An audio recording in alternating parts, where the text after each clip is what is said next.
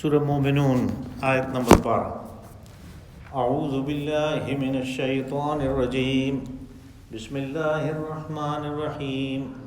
وَلَقَدْ خَلَقْنَا الْإِنسَانَ مِنْ صُلَالَةٍ مِّنْ طِينٍ ثُمَّ جَعَلْنَاهُ نُطْفَةً فِي قَرَارٍ مَّكِينٍ ثُمَّ خَلَقْنَا النُّطْفَةَ عَلَقَةً فَخَلَقْنَا الْعَلَقَةَ مُضْغَةً فَخَلَقْنَا الْمُضْغَةَ عِظَامًا فَكَسَوْنَا الْعِظَامَ لَحْمًا ثم أنشأناه خلقا آخر فتبارك الله أحسن الخالقين ثم إنكم بعد ذلك لميتون ثم إنكم يوم القيامة تبعثون ولقد خلقنا فوقكم 7 طرائق وما كنا عن الخلق غافلين وأنزلنا من السماء ماء بقدر فأسكناه في الأرض وَإِنَّا عَلَى ذَهَابٍ بِهِ لَقَادِرُونَ فَأَنشَأْنَا لَكُمْ بِهِ جَنَّاتٍ مِّن نَخِيلٍ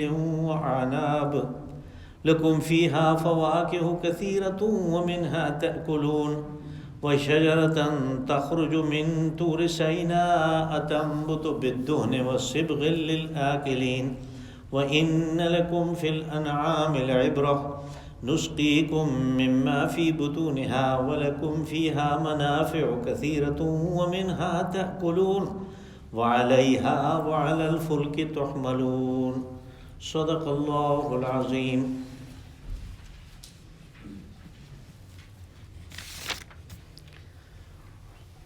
وَلَقَدْ خَلَقْنَا الْإِنسَانَ مِنْ صُلَالَةٍ مِّن طِينٍ، اور تحقیق ہم نے پیدا کیا انسان کو مٹی کے خلاصے سے۔ ثم جعلناہ نطفۃ فی قرار مکین، اور پھر اس کو ایک محفوظ مستقر میں رکھا۔ ثم خلقنا النطفۃ علقۃ، پھر اس نطفہ کو ہم نے ایک لیچ بنایا۔ فخلقنا العلقۃ مضغۃ، اور پھر اس لیچ سے ہم نے گوشت کا ایک لوتھڑا بنایا۔ فخلقنا المضغۃ عظاما فکسونا العظام لحما، اور پھر اس لوتھڑے کے اندر ہم نے ہڈیاں پیدا کی اور ہڈیاں کے اوپر گوشت کا کور چڑھایا۔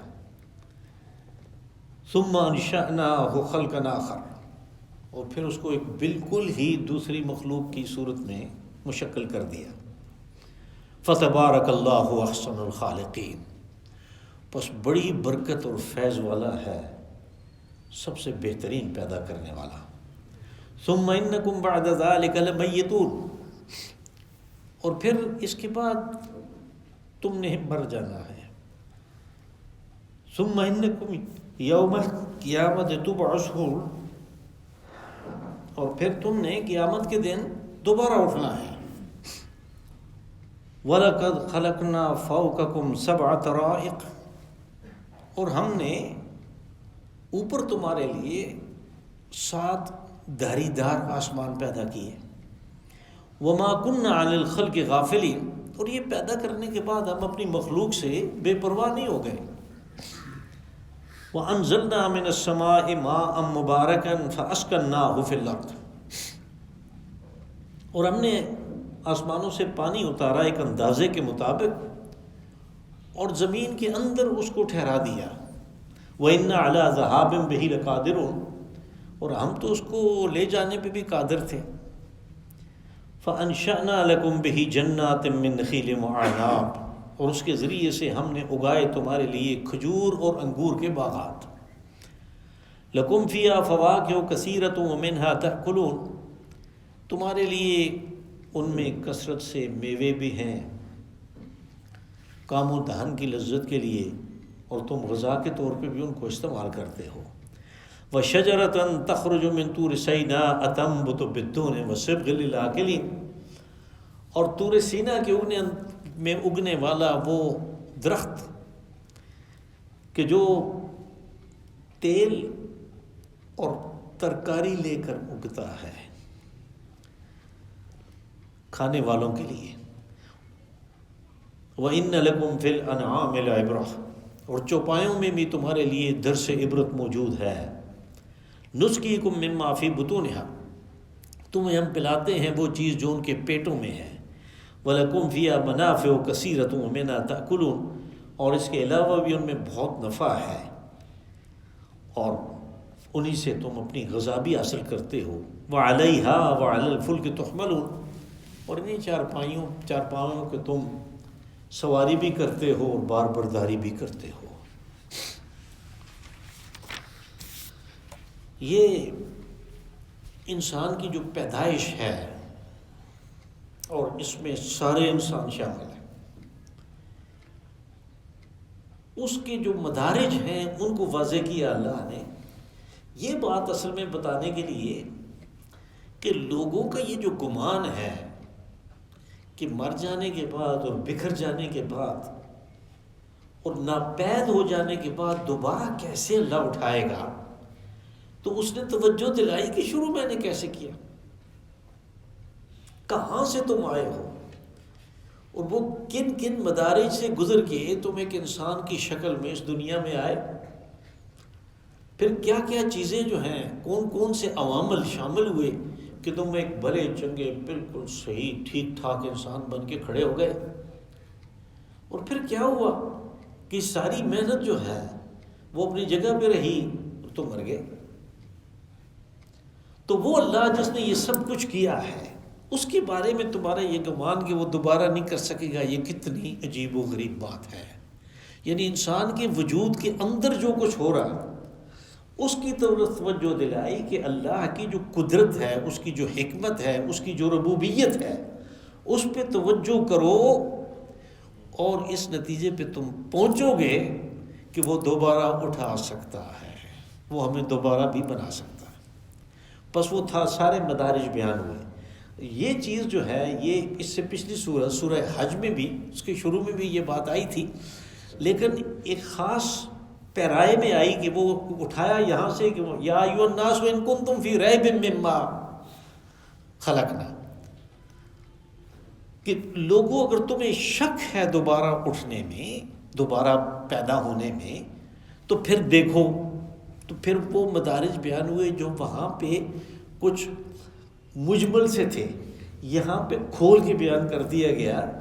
اور پھر یہ اس زمانے کی بات ہے کہ جب اس قسم کے مضامین، ایسی سائنس، ایسی ترقی، اس قسم کی ایجادات نہیں ہوئی تھیں. اور یہ قرآن پاک کی وہ آیات ہیں کہ جن کو دیکھ کے، جن کا ترجمہ پڑھ کے، جن کے بارے میں غور کر کے بہت سے غیر مسلم جو سکالر ہیں وہ ایمان لے آئے کہ یہ چیز جو ہے یہ تو ہمیں جدید سائنس سے کوئی 100 سال 50 سال پہلے بعض چیزوں کا پتہ چلا، تو 1400 سال 1450 سال پہلے کیسے یہ بات آ گئی. یعنی یہ جو جدید سائنس میں علم ہے جس کو ایمبریالوجی کہتے ہیں، ہیومن ایمبریالوجی، یہ اس کا بیان ہے کہ تم اپنے اندر غور کرو. دوسری جگہ اشارہ کیا وَفِي أَنفُسِكُمْ أَفَلَا تُبْصِرُونَ، کہ تم اپنے نفوس کے اندر غور کرو، دیکھتے کیوں نہیں اللہ کی قدرت کو، اس کی ربوبیت کو، اس کی حکمت کو، اس کی تخلیق کو. جب اس کے اندر یہ چیزیں ہیں تو دوبارہ پیدا کرنا اس کے لیے کیا مشکل ہے. بس کہا کہ وہ وَلَقَدْ خَلَقْنَا الْإِنسَانَ مِنْ سُلَالَةٍ مِّن طِينٍ، کہ مٹی کا جو خلاصہ ہے اس سے انسان کو پیدا کیا. یعنی وہ خلاصہ کیسے بنتا ہے کہ آدمی مٹی کے ذریعے سے، مٹی کے اندر سے اگنے والی چیزوں کو استعمال کرتا ہے. اس سے اس کا خون بھی بنتا ہے، اس سے اس کا گوشت بھی بنتا ہے، اس سے ہڈیاں بھی بنتی ہیں، اس سے اس کے وجود کے اندر جو ضرورت ہے وہ ہر چیز بنتی ہے. اور اسی سے پھر نطفہ بنتا ہے، وہ منی کا نطفہ بنتا ہے کہ جس کو عورت کے رحم میں ٹپکانے سے جب استقرار حمل ہوتا ہے تو انسان کی پیدائش کا عمل شروع ہو جاتا ہے. بس اس کو یعنی وہاں سے لیا کہ سب چیز تو مٹی سے پیدا ہوتی ہے اور تم اس کو استعمال کرتے ہو، تو وہ مٹی کا خلاصہ جو ہے وہ تمہارے اندر آ گیا ایک قطرے کی شکل میں. من سلالۃ من طین ثم جعلناہ نطفۃ فی قرار مکین، تو پھر اس کو ایک نطفہ کی شکل میں ایک محفوظ قرار، محفوظ مستقر دیا، قرار مکین، ایک محفوظ مستقر دیا، اس لیے کہ وہ اتنی نازک چیز ہے کہ جب استقرار حمل ہو گیا تو وہ چیز اتنی نازک ہے کہ معمولی سے عوامل بھی اس کے اوپر اثر انداز ہو جاتا ہے۔ اب ہمیں یہ بتایا جاتا ہے کہ جو عام شعاعیں ہیں جو سورج سے، چاند سے اور دوسرے سیاروں سے نکلتی ہیں، وہ انسان کے لیے مضر نہیں ہیں، اس لیے کہ وہ اوزون کی اس محفوظ لیئر سے گزر کے آتی ہیں۔ لیکن اس محفوظ لیئر سے دوسری بھی کچھ شعاعیں گزر سکتی ہیں کہ جو اگر آ جائیں تو پھر اور کسی چیز پہ اثر ہو نہ ہو، اس چیز کے اوپر وہ جو بہت نازک ایرے میں مادر کے اندر اس کے اوپر اثر ہوتا ہے۔ بس وہ ہمیں ہدایات دیتے ہیں کہ جو حاملہ خواتین ہیں وہ چاند گرہن اور سورج گرہن کے وقت باہر نہ نکلیں، وہ اتنا نازک ہے۔ یعنی سائنس نے خود بتایا کہ وہ اتنا نازک ہے کہ ان الٹرا وائلٹ سے اور پھر انفرا ریڈ سے اس کے ڈیمیج ہونے کا خطرہ ہے۔ وہ نازک چیز جو ہے اس کو اللہ نے پیدا کیا، کیا کیا اس بنایا، وہ کہتا ہے دیکھو میں نے اس سے پھر کیا کیا، ثم خلقنا النطفة علقة، پھر اس نطفہ کو، اس پانی کے قطرے کو، اس استقرار شدہ حمل کو ہم نے تبدیل کیا ایک دوسری شکل میں، وہ ہے علقہ۔ علقہ کہتے ہیں اس چیز کو کہ جس میں ہڈی کوئی نہیں ہے، اور علقہ اس جانور، اس جرثومے کو، اس چیز کو بھی کہتے ہیں جو گندے پانیوں میں ہوتے ہیں، اس میں ہڈی نہیں ہوتی، جونک ہم اس کا ترجمہ کرتے ہیں، جونک، اور یہ صرف خون چوستی ہے۔ جب بھینسیں وغیرہ پانی پینے کی، اور یہ تو پانی کے بہت رسیاں ہوتے ہیں یہ جانور، تو بھینس تو چھلانگے لگا کے اندر چلی جاتی ہے، وہ اس کی رگ کے اوپر منہ رکھ لیتی ہے، اور اس میں کوئی ہڈی شڈی نہیں ہے، کچھ بھی نہیں ہے، بس وہ ایک پائپ سا ہے، وہ خون چوس لیتی ہے، وہ بھر جاتا ہے وہ پائپ اس کا۔ تو اس شکل میں اس کو بنایا، یعنی علقہ کی شکل میں، جونک کی شکل میں۔ فَخَلَقْنَا الْعَلَقَةَ مُضْغَةً، پھر اس جونک کو، اس علقہ کو ہم نے تبدیل کیا، اس کو ہم نے پیدا کیا وہاں سے گوشت کا ایک لوتھڑا، یعنی مدغہ وہ ہے جو گوشت کا لوتھڑا ہے، اس میں کوئی ہڈی وغیرہ نہیں ہے۔ فَخَلَقْنَا الْمُضْغَةَ عِظَامًا، پھر اسی کے اندر ہم نے ہڈیاں بنائی، عظام ہڈی۔ فَقَسَوْنَا الْعِظَامَ لَحْمًا، اور پھر ان ہڈیوں کے اوپر ہم نے کور چڑھا دیا، کسونا، ہم نے کور چڑھا دیا۔ کسوہ کہتے ہیں جو بیت اللہ کے اوپر غلاف ہوتا ہے وہ کالا سا، اس کو کسوہ کہتے ہیں۔ تو یہ غلاف ہم نے اس کے اوپر چڑھا دیا گوشت کا، یعنی مسل اس کے بنا دیے۔ ثم انشأناه خلقا آخر، اور پھر یہ سب کچھ کرنے کے بعد ہم نے اس کو ایک دوسری مخلوق میں تبدیل کر دیا۔ کدھر وہ نطفہ 9 مہینے پہلے یا 8 مہینے پہلے وہ ایک نطفے کی شکل میں تھا، تو وہ انسان کی شکل بن گیا۔ خلقاً آخر، ایک دوسری شکل میں ہم نے اس کو مشکل کر دیا۔ فتبارک اللہ احسن الخالقین، بس بہت ہی برکت بارہ اور بڑے فیض والا ہے وہ اللہ کہ جو سب سے بہترین پیدا کرنے والا ہے۔ احسن، یہ جو یعنی افعلو کا جو صیغہ ہے، یہ جب جمع کی طرف مضاف ہوتا ہے تو پھر اس میں وہ ترجیح والی بات جو ہے، ترجیح وہ جس کو وہ آپ انگریزی میں کہتے ہیں نا سپرلیٹو، یعنی وہ بات اس کے اندر ختم ہو جاتی ہے، یہ مجرد اس پیدا کرنے والے کی طرف راجع ہو جاتا ہے۔ احسن الخالقین، کہ وہ صرف پیدا کرنے والا ہی نہیں، وہ بہترین پیدا کرنے والا ہے کہ اس نے کیا کیا، اس نطفہ سے کیا بنایا، اس نطفہ سے سقراط، اس نطفہ سے بقراط بنے، اس نطفہ سے جالینوس بنے، کیا کیا چیزیں اس سے بنا دی اس نے۔ ثم انکم بعد ذلک لمیتون، پھر جب دنیا میں آتا ہے تو وہ بہت کمزور اور ضعیف، جو اپنا دفاع نہیں کر سکتا، جو اپنی خوراک کا انتظام نہیں کر سکتا، اپنے آپ کو بچا نہیں سکتا، کسی موسمی تبدیلی سے، کسی چیز سے بچا نہیں سکتا، اس کو ہم ایک بھلا چنگا جوان بنا کے کھڑا کر دیتے ہیں، اور پھر کچھ وقت گزرنے کے بعد جو کہ اس کے لیے مقرر ہے اس دنیا میں، اس نے مرنا ہے۔ اور یہ سارا کچھ تمہارے مشاہدے میں آتا ہے، روزانہ تمہارے سامنے ہوتا ہے، یہ سب کچھ ہوتا ہے، اس کو تم دیکھتے ہو، یہ کوئی کر رہا ہے، یہ آٹومیٹک نہیں ہے، یہ خود نہیں ہو رہا، کوئی اس کو کر رہا ہے۔ تو جو یہ کرتا ہے کہ اس نطفہ سے وہ کچھ بنایا، پھر اس کو مار دیا، پھر مٹی میں ملا دیا، جس سے وہ یعنی شروع ہوا تھا کام، اس مٹی میں دوبارہ اس کو ملا دیا۔ ثم انکم بعد ذلک لمیتون ثم یوم القیامۃ تبعثون۔ تو اس نے ایک وقت مقرر کیا ہے جس کا نام اس نے رکھا یوم القیامہ، قیامت کا دن۔ اس دن تمہیں تبعثون، تمہیں دوبارہ کھڑا کر دیا جائے گا۔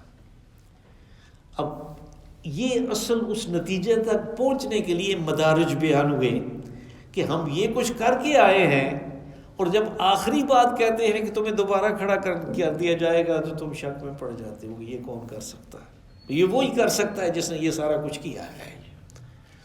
میں نے حوالہ دیا تھا کہ پچھلی صورت میں بھی یہ بات آئی تھی، اور اس میں ایک لفظ اور خاص بھی تھا، وہ تھا لِتُبَيِّنَ لَكُمْ۔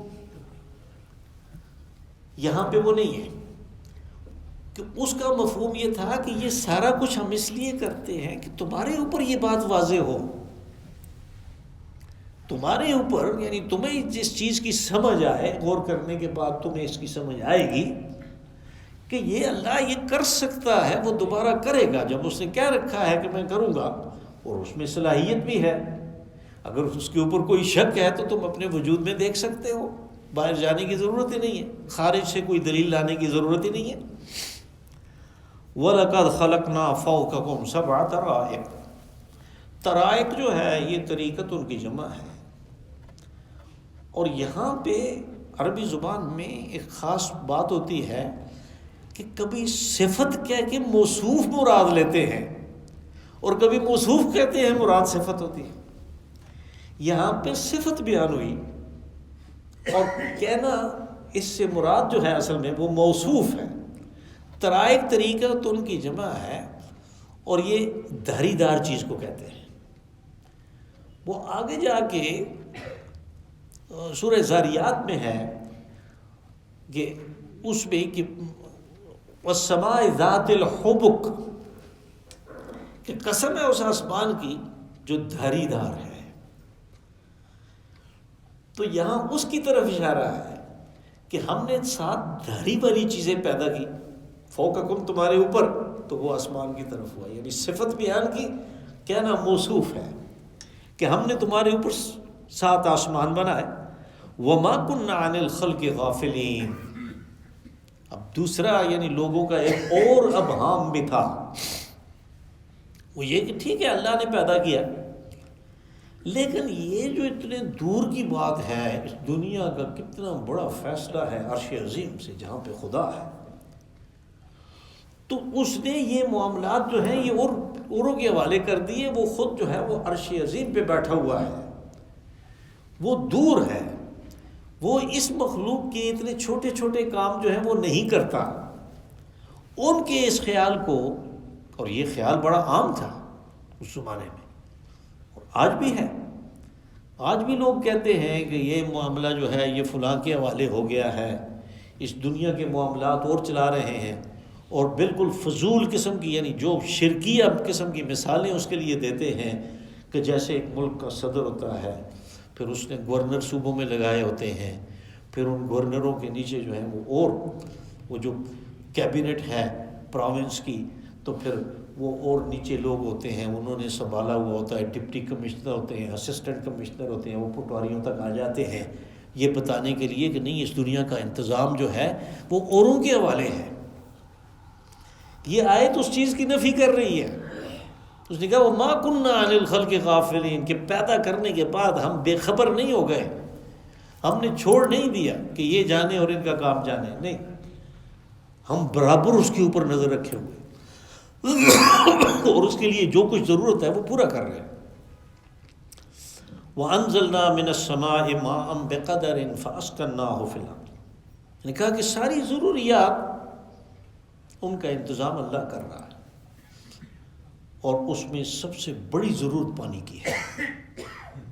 یہ وہ چیز ہے کہ ہوا کے بعد کہ جس کے بغیر زندگی کا کوئی تصور نہیں ہے، حیات کا کوئی تصور نہیں ہے، نہ انسانی اور نہ حیوانی، کوئی حیات، کوئی نباتات اس کے بغیر نہیں چل سکتے، کچھ بھی نہیں۔ تو پھر اس بہت ہی ضروری چیز کی طرف توجہ دی کہ باقی تم چھوڑو،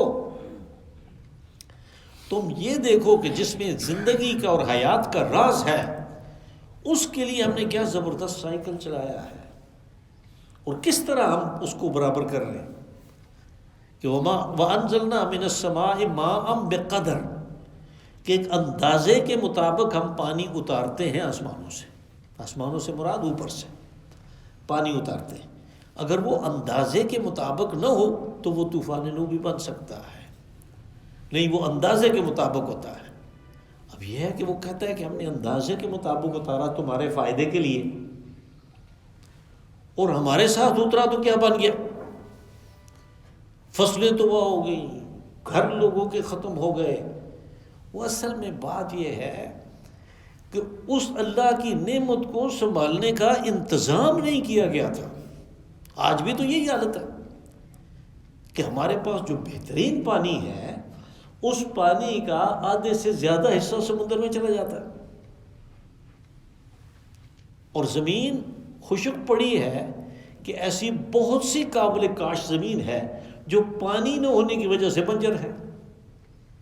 پھر خوراک کی کمی ہے، فوڈ سیکیورٹی کے لیے پتہ نہیں کیا کچھ کر رہے ہیں، اور ہر روز ہر سال پتہ چلتا ہے پہلے کی نسبت مشکلات اور زیادہ بڑھ گئی ہیں۔ اور اب تو جو کچھ سامنے آ رہا ہے وہ انتہائی بھیانک ہے، اس لیے کہ اللہ کی ان نعمتوں کی قدر کی ہی نہیں گئی، ان کی قدر نہیں کی گئی۔ نتیجے کے طور پہ جو ناشکرے ہیں، جو قدر نہیں کرتے، وہ ان سے وہ نعمت کھینچ لیتا ہے، اور وہ نعمت ان کے لیے نقمت بن جایا کرتی ہے، جیسے ہمارے لیے بنی ہے۔ فَأَسْكَنَّاهُ فِي الْأَرْضِ، اور کہا پھر اس پانی اتارتے اندازے کے مطابق، اور ہم اس کو زمین میں ٹھہرا دیتے ہیں۔ اسکنا یہ وہی لفظ ہے، ہم سکونت کہتے ہیں نا، ٹھہر گئی چیز۔ وہ زمین میں اس کو ٹھہرا دیا اس نے، ایک خزانے کی شکل میں وہ زمین کے اندر ہوتا ہے، اور پھر ہم جہاں سے چاہیں سوراخ کر کے اس کو نکالتے، اپنی ضروریات کو پورا کرتے ہیں۔ یہ اصل اس کا کیا ہوا، یعنی جو بارشیں برسی تھیں ان کے ذریعے سے یہ زمین کے اندر خزانے بنے پانی کے، اور زمین کے اوپر ہوتے تو ہم کہاں جاتے؟ اللہ نے زمین کے اندر ان کو محفوظ کیا ہمارے لیے۔ وَإِنَّ عَلَىٰ ذَهَابٍ بِهِ لَقَادِرُونَ، کہا یاد رکھو کہ ہم نے اس کو زمین کے اندر ٹھہرایا ہے تمہارے لیے کہ تم اس کو استعمال کرو گے۔ اگر ہم چاہتے تو ہم اس کو واپس لے جاتے ہیں، جیسے صحراؤں میں ہوتا ہے۔ بارش تو اسی طرح برستی ہے جیسے دوسری جگہوں پہ برستی ہے، لیکن صحرا میں کیا ہوتا ہے کہ اس کا اوپر کا کرسٹ جو ہے، جو ٹاپ لیئر ہے زمین کی، وہ اتنی سخت ہوتی ہے کہ پانی اس کے اندر نہیں جاتا، جذب نہیں ہوتا، وہ پھسل جاتا ہے۔ بارش ختم ہوتی ہے، وہ جیسے صحرا پہلے تھا ویسے ہی ہے، اسی طرح خشک ہے۔ تو کہا کہ وَإِنَّ عَلَىٰ ذَهَابٍ بِهِ لَقَادِرُونَ، ہم اس بات کے اوپر قادر تھے کہ ہم اس کو زمین میں ٹھہراتے نہیں بلکہ وہ چلا جاتا، لے جاتے اس کو۔ فَأَنشَأْنَا لَكُمْ بِهِ جَنَّاتٍ مِّن نَخِيلٍ وَأَعْنَابٍ، پھر اس پانی کی طرف بہی، اسی پانی کی طرف اشارہ کیا۔ ضمیر جو ہے وہ راجع ہے ماں کی طرف، کہ اس کے ذریعے سے ہم نے اگائے تمہارے فائدے کے لیے جنات، باغات، من نخیل و اعناب، کھجور اور انگور کے۔ اور یہ دو چیزیں جو تھیں، یہ ان کے باغات اور ان کی پیداوار عرب کے ہاں سب سے قیمتی چیز تھی۔ کھجور کو وہ استعمال کرتے تھے اس لیے کہ اس کی بہت سی اقسام ایسی ہیں کہ جو لمبے زمانے تک باقی رہتی ہیں، یعنی آپ ان کو سنبھال کے رکھ لیں تو اگلے سال کی فصل تک کوئی مسئلہ نہیں ہے، کھجور موجود ہوتی ہے۔ پھر اسی کو وہ کھاتے بھی تھے، اور اسی کے ذریعے سے وہ حاصل کرتے تھے اپنی ضروریات بدن کی بھی۔ اور اعناب انگور کہ انگور سے وہ اپنی جو نشے کی ضروریات ہے وہ بھی پوری کرتے تھے، اور ویسے بھی انسان کے کام و دہن کے لیے، اس کی لذت کے لیے وہ بڑی اچھی چیز ہے، بڑے اچھے۔ اور یہ باغات جو تھے کھجور، وہ عرب کے جو گرم علاقے ہیں ان کی پیداوار ہے، اور پھر جو دوسرے علاقے ہیں جیسے طائف وغیرہ وہاں پہ انگور کے باغات تھے۔ لَكُمْ فِيهَا فَوَاكِهُ كَثِيرَةٌ وَمِنْهَا تَأْكُلُونَ، کہا اس میں تمہارے لیے میوے ہیں، فواکہ میوے، اور تم ان کو کھاتے ہو۔ یہاں پہ ایک محذوف بھی ہے، یعنی تم ان سے ان کو کھاتے بھی ہو، اور فواکہ تفکہون مفقود ہے، یہاں پہ محذوف ہے کہ تم کام و دہن کی لذت بھی حاصل کرتے ہو، یعنی اس سے لطف اندوز بھی ہوتے ہو، اور غذائی ضرورت جو ہے انسانی بدن کی وہ بھی پوری کرتے ہو۔ وَشَجَرَةً تَخْرُجُ مِن طُورِ سِينَاءَ تَنبُتُ بِالدُّهْنِ وَالصِّبْغِ لِلْآكِلِينَ، دہن کہتے ہیں تیل کو، روغن کو، اور صبغ کہتے ہیں سالن کو۔ کسی بھی چیز سے بنائیں تو اس کو وہ صبغ کہتے ہیں، جسے ہم سالن کہتے ہیں۔ تو کہا کہ وہ درخت، یعنی اس کی طرف اشارہ کیا، اور چونکہ اس میں صفات جو ہیں وہ زیتون کی ساری آئی ہیں، اس لیے یہاں پہ درخت سے مراد ہوگا زیتون، جو کہ طور سینا میں اگتا ہے۔ شجرۃ تخرج من طور سینا، تو ہم اردو میں اس کو سینا لکھتے ہیں، وادی سینا، اور وہاں پہ اس کی پیداوار عام ہے۔ تخرج من طور سینا تنبت بالدہن، تنبت نباتات ہم جس سے کہتے ہیں کہ وہ اگتا ہے تیل کے ساتھ، یعنی اس کے اندر وہ زیتون کا تیل اس کے اندر موجود ہے، اس کے ساتھ وہ اگتا ہے۔ وَصِبْغٍ لِلْآكِلِينَ، اور اس میں سالن کا، ترکاری کا انتظام بھی ہے کھانے والوں کے لیے، اس لیے کہ عرب تو اگر اور کچھ بھی نہیں ہو تو اس زیتون کے تیل کے ساتھ بھی وہ اس میں ڈبو کے بھی وہ کھا لیتے ہیں۔ اور ویسے بھی انسانی صحت کے لیے جہاں تک روغنیات کا تعلق ہے، یہ سب سے بہترین آئل ہے جو آج تک کچھ پتہ چلا۔ وَإِنَّ لَكُمْ فِي الْأَنْعَامِ لَعِبْرَةً، اور کہا کہ پھر ان سے ہٹ کے تم دیکھو تمہارے جو چوپائے ہیں، انعام وہ جانور ہیں جو گھروں میں پالے جاتے ہیں دودھ وغیرہ کے اور دوسرے مقاصد کے لیے، گوشت کے مقاصد کے لیے۔ ان میں عام طور پہ 4 جانور ہیں، بھیڑ بکری ہے اور گائے بھینس ہے، یہ 4 جانور ہیں۔ تو یہ انعام میں آتے ہیں۔ وہ جو سورہ مائدہ کی پہلی آیت میں اور دوسری آیت میں حلال و حرام کا تذکرہ تھا، تو اس میں لفظ استعمال ہوا تھا بہیمۃ الانعام۔ تو بہیمۃ الانعام میں یہ چارپائے اور وہ چارپائے جو اس قسم کے ہیں لیکن پیٹ نہیں ہیں، گھروں میں نہیں پالے جاتے، وہ جنگلوں میں ہوتے ہیں، وہ بھی آ جاتے ہیں، جیسے ہرن ہے، جیسے پہاڑی بکرے ہیں، اور اس قسم کے اور جانور جو اس قبیل سے تعلق رکھتے ہیں وہ بھی آ جاتے ہیں۔ کہ اس میں تمہارے لیے عبرت کا سامان ہے، لعبرہ، عبرہ جو ہے عبرت، جسے ہم بھی، یہ وہی لفظ ہے جو عبرت ہم اردو میں بھی استعمال کرتے ہیں، لیکن یہ کہاں سے بنا کہ وہ اصل میں جو عبور ہے، یعنی دریا کو یا ندی کو، نالے کو آدمی عبور کرتا ہے، تو عبور کرنا جو ہے وہ ایک کنارے سے دوسرے کنارے پہ جانا ہے، اس کو کہتے ہیں عبور کرنا۔ تو ایک کنارے سے دوسرے کنارے پہ گیا، لیکن جب ایک واقعہ اس کے سامنے ہوا، اس کے مشاہدے میں آیا اور اس سے ایک نتیجہ اخذ کیا، تو یہ عبرت ہے۔ یعنی یہ بھی ایک جگہ سے دوسری جگہ گیا، اس نے عبرت پکڑی، اس نے درس پکڑا۔ مثال کے طور پہ ایک آدمی نے اپنی انگلی موم بتی کے شعلے کے اوپر رکھی، اس کو بڑی تکلیف ہوئی، وہ جل گیا، اور پھر اس کی وہ جلن اور اس کی وہ تکلیف جو ہے اس کو دیکھا آنکھوں سے، دوسرے نے مشاہدہ کیا، تو اس مشاہدے کا نتیجہ اس کی عقل نے اسے یہ بتایا کہ یہ جو آگ کا شعلہ ہے اس کے نزدیک نہیں آنا، اس کے اوپر کوئی انگلی وغیرہ نہیں رکھنا۔ اس نے عبرت پکڑ لی۔ اب کہا جانوروں میں بھی تمہارے لیے عبرت کا سامان ہے، تم روزانہ دیکھتے ہو کہ اس کے تھنوں سے تم دودھ نکالتے ہو، تو یہ دودھ کہاں سے آ رہا ہے؟ اوپر، یعنی اس کی دودھ والی جو تھن ہے اس سے اوپر اگر تم جاؤ تو ایک طرف گوبر بھرا ہوا ہے اور خون ہے، گوبر اور خون کے درمیان سے دوسری جگہ قرآن پاک میں ہم یہ پڑھ آئے ہیں سورہ نحل میں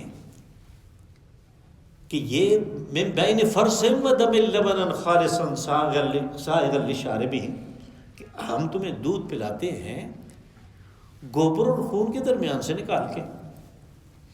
اب اس میں نہ گوبر کی کوئی بات ہے نہ خون کی کوئی بات ہے، خون کی رنگت نہیں ہے، خون کا ذائقہ نہیں ہے، اور گوبر کی کوئی رنگت نہیں ہے، گوبر کا کوئی ذائقہ نہیں ہے، اس کی کوئی بو نہیں ہے۔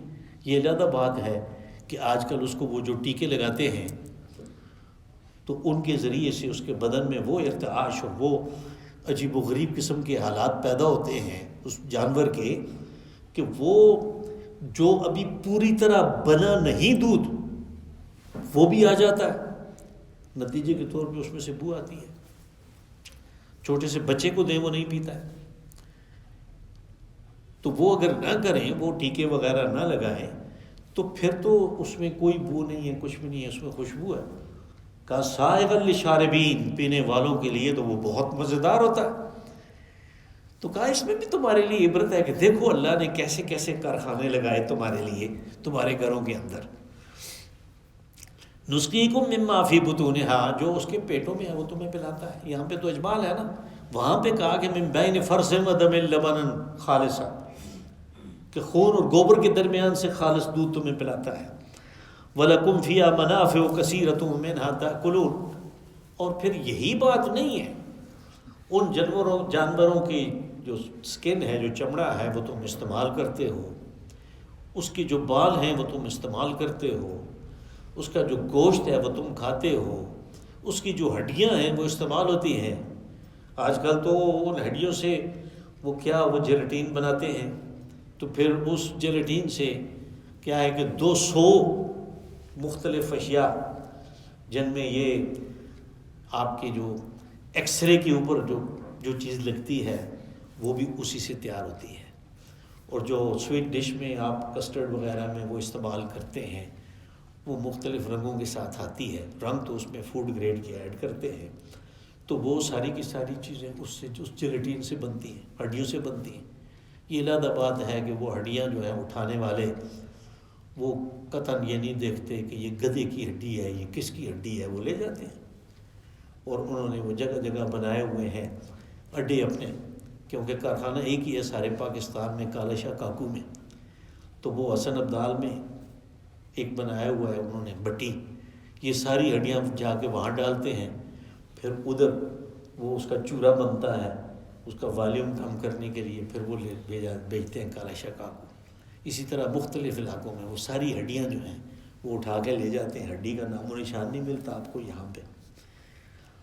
تو ساری چیز یہاں تک کہ گوبر اس کا کھاد کے لیے استعمال ہوتا ہے، اور اب پتہ چلا کہ جو یہ کھاد ہے اس کے ذریعے سے جو پھر پیداوار ہوتی ہے وہ تو انسانی صحت کے لیے بہت ضروری ہے، یعنی جو کیمیکل فرٹیلائزر استعمال ہوتے ہیں، آپ جائیں اسلام آباد کی مارکیٹ میں تو 2 قسم کی وہ بھنڈی پڑی ہوئی ہے، ایک جو ہے وہ 150 روپے کلو ہے، دوسری جو ہے وہ 600 روپے کلو ہے، کہتے ہیں جی آرگینک ہے۔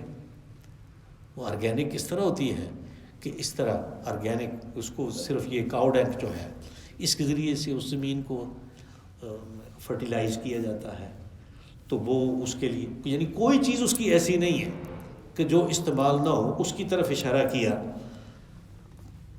کہ وَلَكُمْ فِيهَا مَنَافِعُ كَثِيرَةٌ وَمِنْهَا تَأْكُلُونَ، کہ تم اس کو غذا کے طور پہ تو استعمال کرتے ہو لیکن اس کے علاوہ بھی بہت اس کے فائدے ہیں۔